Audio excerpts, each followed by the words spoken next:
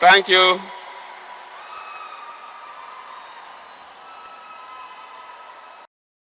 But let me especially appreciate our dear President, who is here represented by our dear First Lady, Her Excellency Senator Oluremi Tinubu. Thank you for coming. And let us appreciate the celebrants, General Yakubu Gowon and the dear wife, our Queen, Victoria Gowon. Let me also appreciate our father, Baba Olusegun Obasanjo. He was to speak, but not to keep you here for too long.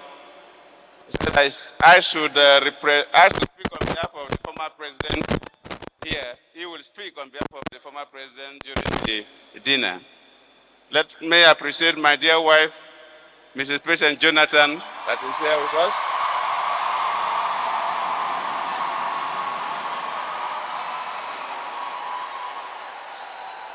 And let me appreciate the former vice president and the wife that just spoke, the Secretary of Government, Senator Kume, and the media person.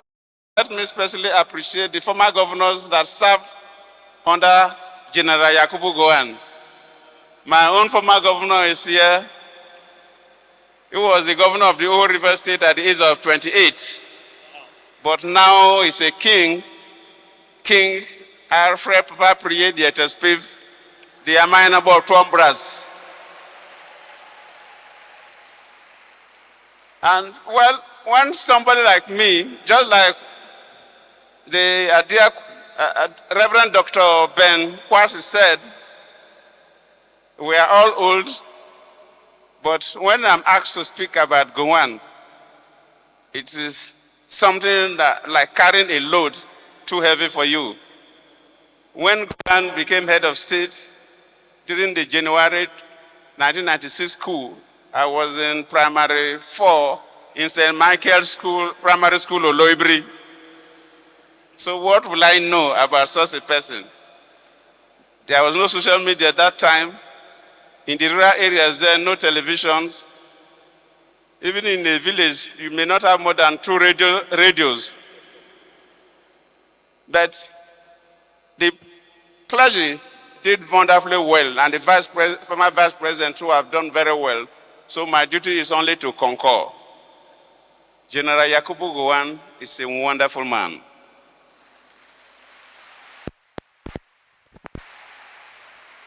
We have leaders and we have leaders. And when conditions are optimal, anybody can be a leader. When things are good, anybody can be a leader and you will be happy.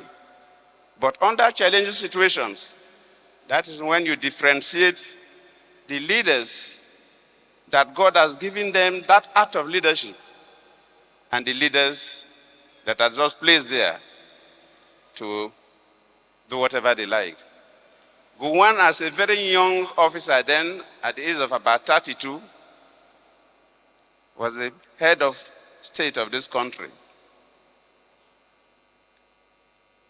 Took over after a coup. Then later on the civil war. And under that kind of situation, a complex country like Nigeria, in terms of tongue and religion, and a very young person, today we talked about not too young to run.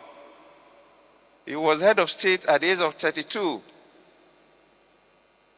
So if he was not somebody that has that gift of leadership, I'm not sure Nigeria would have been one today. But he was totally committed. If you ask me to make maybe just one clause about Gowon, I will tell you that he's a peace ambassador par excellence.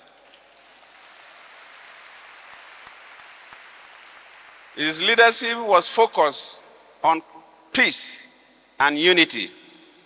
And then the slogan then was that to keep Nigeria one is the task that must be done.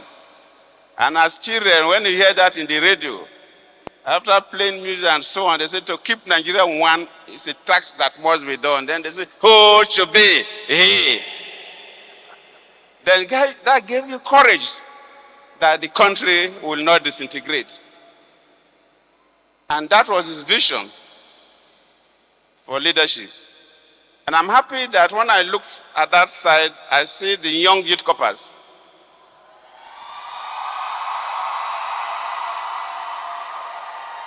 Because Gowon believes that we must integrate the young people in Nigeria.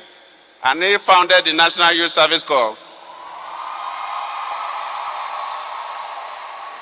That is somebody who has the passion to put the country together. And just like the Vice President did mention, that when he left, dropped the rifle and the bayonets, the instruments of war, he still picked the Holy Book, the Bible, with his foundation, the Nigeria Pray, to put Nigeria together, to pray for the peace of Nigeria. So Gowon is one of our leaders that deserve celebration anytime, anywhere.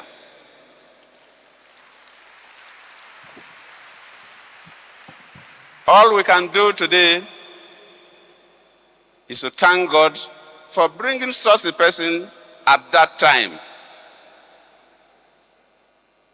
As I grew up, because as I mentioned, when Gowon took over as the head of state, I was in primary 4 at St. Michael's School, Oloibri. The year his government ended was the year I wrote my school SAT.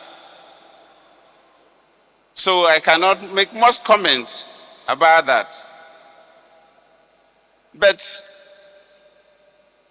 looking at his antecedents, and when I remember the activities of some military officers that also fought the war, I thank God. Because if some of them were to be the head of state of Nigeria, I think half of this country would have been burnt down. So in such occasion that we are before our Almighty Father, I have to join all of you, the priest, to thank God for bringing Gowon to lead us at that time. And we thank God for giving him long life, and we'll celebrate you more. Happy birthday, General Yakubu Gowon. Thank you all.